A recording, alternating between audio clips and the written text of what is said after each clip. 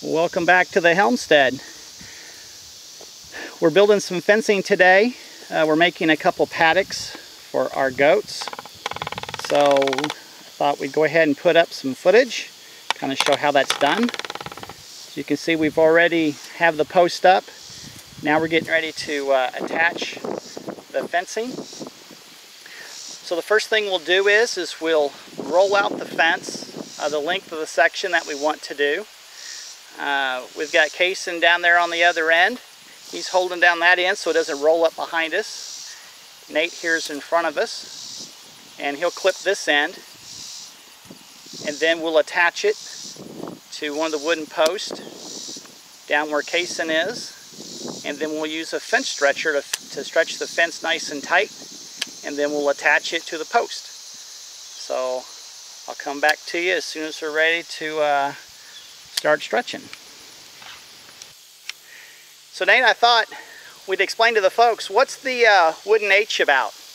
Well, whenever we set the fence up and from one end to the other, it will have its intentions on going that way. It'll pull the wooden post that way. So just to keep it stiff and strong, we put two posts like 7 feet apart with a wooden brace. And with this wire here, with this wire, what it does is whenever it tries to pull the post, the brace, it will push the brace into this post, and the wire will pull it back, and it just keeps the fence from getting no chance of messing with. So go ahead and show them on the end how much give there is in the post. Okay. So if I give it a push, see, there's not much give. Whereas if you went to one of the metal posts, here, let me pan over. You can see how easy it is, see, for that post to give. So that's the reason why always on the ends you'll use an H, and that you put them on each end and it braces it in, so when you attach your fence it stays nice and tight. Okay, so now what we're doing is we're attaching one end of the fence to one of our wooden braces. So Nate has stood the fence up. He'll straighten the wire so it's straight up and down as he's nailing it on the post. And then once we get this end attached, then we'll put our fence stretcher on the other end, straighten up we'll tighten the fence, and then we'll attach it to the far post, and then we'll put all of our clips on in between. So we'll come back to you when we're ready to put the other end of the fence on. Okay, we've got the other end of the fence attached. What we have now is our fence stretcher, which is this pole with teeth on it, or rods that have hooks that latch onto the fence. We hook a come along to a chain that's attached to another post. That's, what we're going to pull with as our anchor.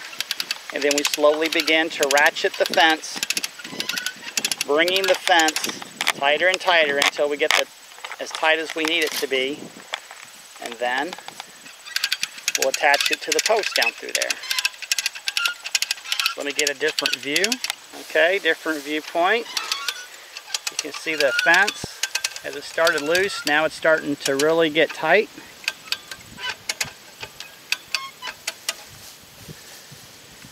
So we'll check it.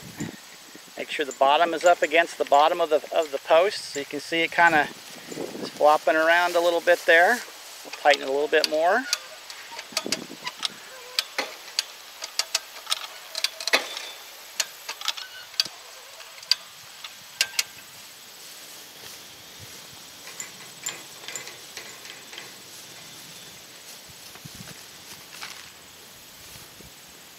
And then, now we'll start attaching all the way down the fence row, this section, putting the nails that we use.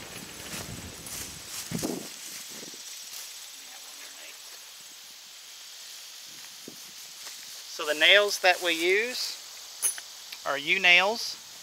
They have these burrs that bite into the wood, so that once you drive it in, they don't come out very easy. the animals, they like to stand on the fence and push, so you don't want your nail to gradually over time work its way out of the wood. So these really hold really well. And anyway, that's basically it. We do the same procedure over and over as we go around the outside, and then once we get the fencing all put up, then we'll hang the gates.